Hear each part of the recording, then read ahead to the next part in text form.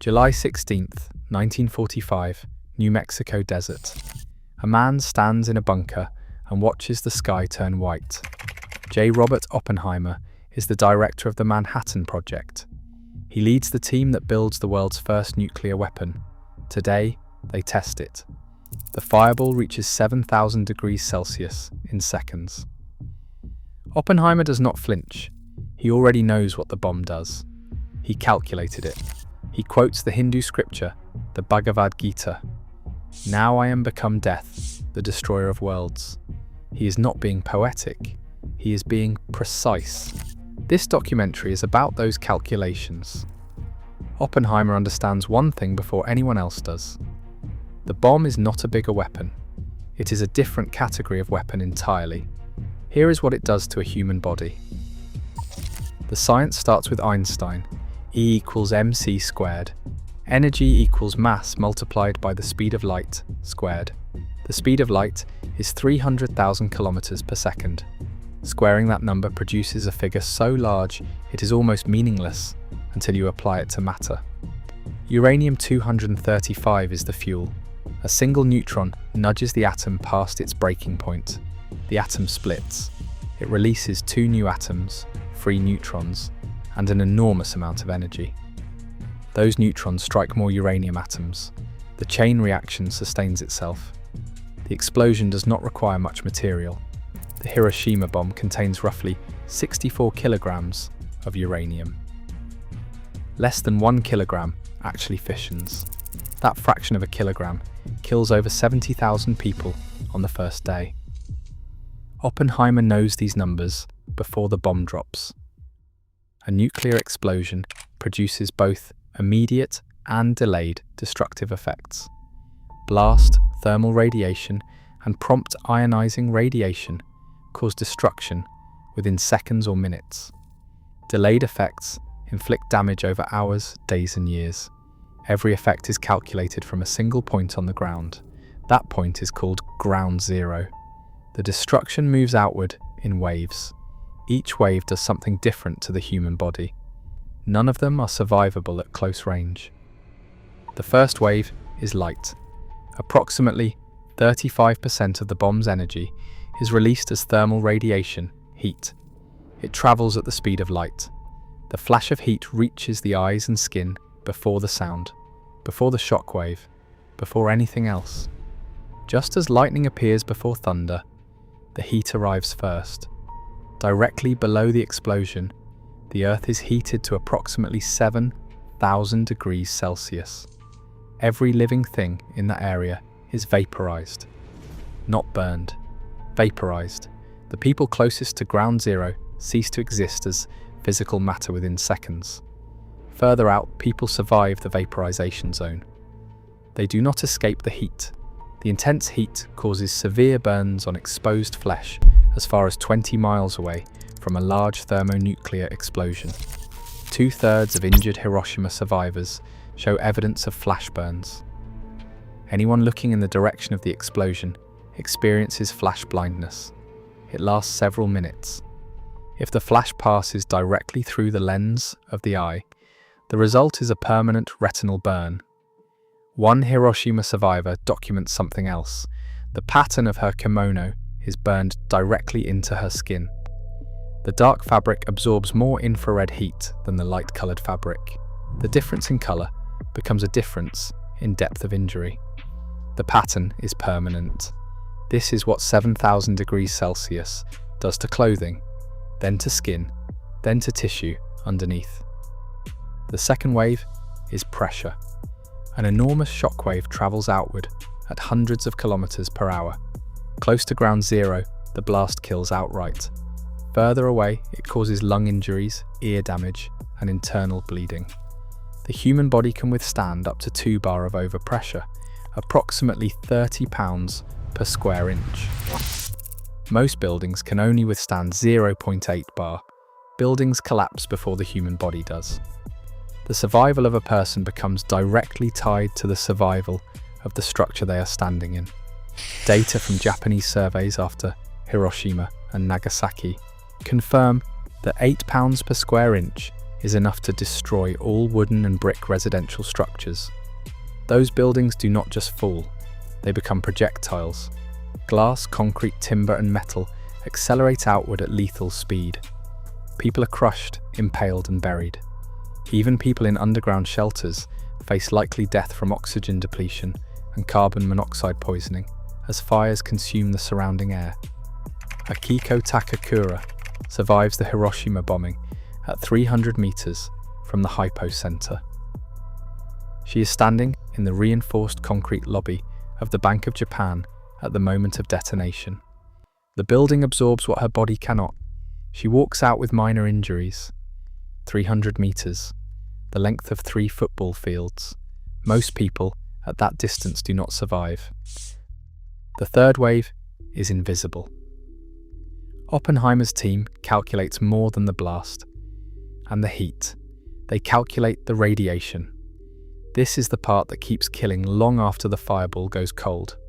Radioactive material from the nuclear device mixes with the vaporized earth and water inside the mushroom cloud.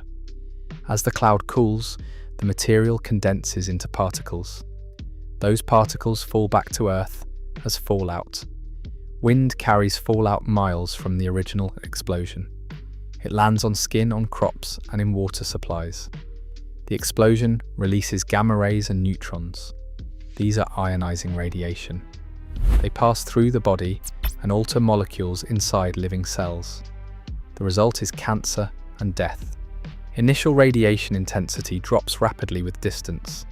Less than 1 Roentgen reaches 8 kilometers from ground zero. At Hiroshima and Nagasaki, radiation injuries to people are delivered within the first second of the explosion. 1 second. The body absorbs a lifetime of damage in 1 second. For those who survive the first second, the first minute, and the first hour, a new process begins inside the body. It has a name: acute radiation syndrome. Symptoms start within an hour of exposure: nausea, vomiting, loss of appetite. In the following hours and weeks, the symptoms appear to improve. The body seems to stabilize, then additional symptoms develop. After that comes either recovery or death. The false improvement is the cruelest part. Survivors believe they are getting better. They are not. A Red Cross hospital surgeon, Dr. Terufumi Sasaki, begins intensive research in the weeks following the Hiroshima bombing. Within 25 to 30 days, he documents a sharp collapse in white blood cell count. He establishes this drop, combined with fever, as the primary diagnostic markers of acute radiation syndrome. The white blood cells are the body's defense system. When they collapse, every infection becomes life-threatening. A minor wound becomes fatal. The body loses the ability to repair itself. Survivors who initially appear uninjured begin losing hair. They bleed from the gums and beneath the skin. Diarrhea sets in. These are not secondary symptoms. They are the disease progressing through the body's systems one by one. Acute radiation syndrome divides into 3 main presentations. Hematopoietic is bone marrow damage. Gastrointestinal is destruction of the gut lining. Neurovascular is failure of the nervous system and blood vessels. Higher doses produce faster deterioration. The dose received determines the speed of the collapse. The lungs are the most radiosensitive organ in the body. Radiation pneumonitis develops, leading to pulmonary failure. At 50 gray of radiation exposure, the fatality rate is 100%. The reproductive system is also destroyed. A dose of 1 to 2 gray suppresses menstruation for up to 3 years. A dose of 4 gray causes permanent sterility in women. In men, 2.5 gray causes sterility lasting 2 to 3 years or more. 4 gray causes permanent sterility. The eyes deteriorate. Between 2 and 7 gray of gamma radiation causes eye damage. Lower doses produce opacities. Higher doses cause cataracts and seriously impaired vision. The timeline for developing these symptoms ranges from 6 months to 30 years. The median onset is 2 to 3 years after exposure. Research from Los Alamos reveals that 90% of plutonium that enters the body is retained in the bone for years, far higher than scientists originally calculated. The bomb does not stop working when the fireball goes out. It continues working inside the survivors. The long-term consequences extend beyond individual bodies into the next generation. Cancer is the most significant long-term risk. Approximately 1 in every 80 people exposed to 1 dies from cancer, in addition to the existing background cancer death rate of 20 in 80. More than 110,000 deaths in Hiroshima and 70,000 in Nagasaki are calculated to have occurred within the year 1945 alone. Excess leukemia cases become detectable a few years after the bombings. They peak 6 to 8 years later. Among children exposed at age 10, the relative risk of leukemia is approximately 70 times higher than the unexposed population. The elevated risk persists for more than 5 decades in those exposed at younger ages. Unborn children suffer separately. Children exposed in utero between the 8th and 15th week of pregnancy show a statistically significant increase in mental disabilities. This is the most vulnerable window. The brain is forming. Radiation interrupts that formation permanently. Among 1,600 children studied who were born to mothers exposed within 2 kilometers of the blast site, 25 cases of disability are documented. In the general population, the comparable figure is 5. The bomb reaches forward in time. It damages people who were not yet born when it detonated. Oppenheimer presents these calculations to the Interim Committee in May 1945, before Hiroshima. He does not present them as abstractions. He presents them as outcomes. The impact of nuclear weapons on humanity goes beyond a death count. One single weapon kills thousands while inflicting psychological damage on a scale that has no comparison in prior human conflict. Decades after the bombings, psychiatrists in Hiroshima and Nagasaki document increased neurotic symptoms in survivors, including general fatigue, amnesia, inability to concentrate, palpitation, and an unexplained, persistent sense of burning or chill. The body remembers what the bomb did to it. It does not stop remembering. 11 days after Hiroshima, Oppenheimer travels to Washington and hand-delivers a letter to Secretary of War Henry Stimson, expressing his revulsion and his wish to see nuclear weapons banned. The man who built the bomb now wants to abolish it. He was the one who built the weapon. He has seen the calculations. He knows what they mean. Oppenheimer builds the weapon. He runs the numbers. He watches the test. He knows every stage of what the bomb does to a human body. The vaporization, the burns, the shockwave, the radiation, the cancer, the children born damaged years later. He is not surprised by any of it. He calculated all of it.